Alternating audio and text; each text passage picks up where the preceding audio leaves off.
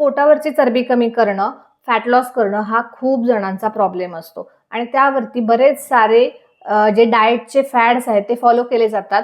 तात्पुरता काहीतरी फरक दिसतो, पण पुन्हा पहिले पाढे 55 अशा प्रकारे हे रिव्हर्स झालेलं दिसून येतं. तर ह्यावरती काही परमनंट उपाय आहेत का? तर हो, उपाय आहे, पण तो तुम्ही तुमच्या लाईफस्टाईलमधून करणं गरजेचं आहे.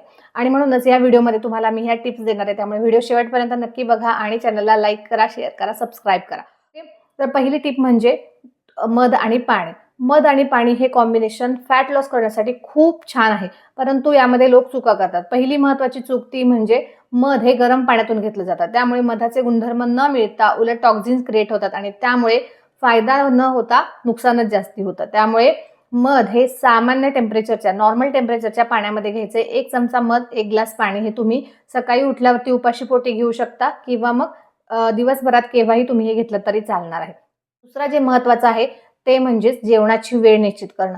रात्री 7:30 नंतर कुठलाही सॉलिड पदार्थ खायचा नाहीये, कारण जर का तुम्ही उशिरापर्यंत काही सॉलिड खात राहिला तर तुमचं डायजेशन पूर्ण बिघडून जातं आणि ते फॅट्स क्रिएट करण्यासाठी जास्ती मदत करतं. त्यामुळे 7:30 नंतर कुठलेही सॉलिड पदार्थ नाही, वाटलं तर तुम्ही फक्त साळीच्या लाह्या खाऊ शकता.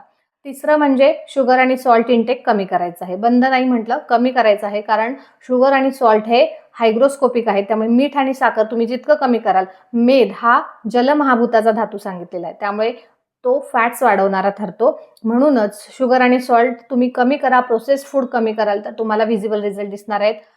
चौथी महत्त्वाची गोष्ट म्हणजे वॉकिंग. जर तुम्ही एक्सरसाइज नाही केला तर कुठल्याही प्रकाराने तुमचा फॅट लॉस होऊ शकत नाही. त्यामुळे ब्रिस्क वॉकिंग डेली तुम्हाला साधारण अर्धा ते पाऊण तास ते 1 तासपर्यंत जर का तुम्ही नियमितपणे वॉकिंग केलं तरी सुद्धा तुम्हाला 15 दिवस ते 1 महिन्यात व्हिजिबल रिझल्ट दिसू शकतात.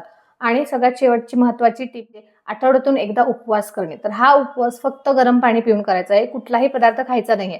सुरुवातीला पहिल्याच दिवशी तुम्हाला हा उपवास पूर्ण नाही जमणार आहे, त्यामुळे हळूहळू वाढवायचं आहे. म्हणजे सुरुवातीला 3 तासाचा उपवास करून बघायचे जमतोय का, त्याच्यानंतर अर्धा तास, अर्धा दिवस, त्याच्यानंतर संध्याकाळपर्यंत आणि मग रात्रीपर्यंतचा पूर्ण असा हा उपवास करायचा आहे. या उपवास केल्यानंतर सुद्धा तुम्हाला क्विकली फॅट लॉस फास्ट होताना दिसून येईल, बिकॉज ते फॅट जे आहे ते युटिलाइज केलं जाईल, जे साठलेलं फॅट आहे ते. व्हिडिओ आवडला असेल तर नक्की लाईक करा, शेअर करा आणि चॅनलला सबस्क्राईब करा. धन्यवाद.